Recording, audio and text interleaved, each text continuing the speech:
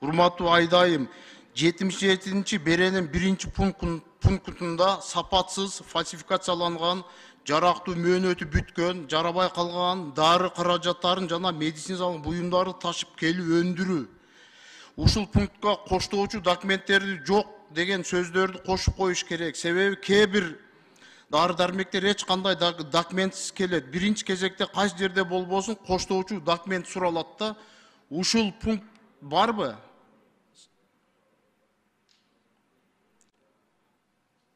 Салмак сактоо министринин орун басары.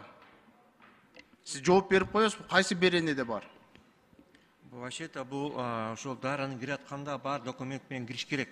Требования боюнча регистрация болуп өткөндөн кийин биздин ошо эмеде аптекаларда ошол кире атканда ошол дарынын бар документтери болуш керек да. Жок, 77-ci беренеге кошуп койсок болобу, коштоочу документтери жок деген сөздү.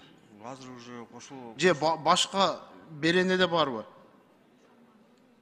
Азыр эме өзүнчө правила регистрация болот, правила реализация болот, ушул жерде бар айрыдачы. Барбы? Бар. Действующий закон эме нормативный документтерде бар ал. Рахмат.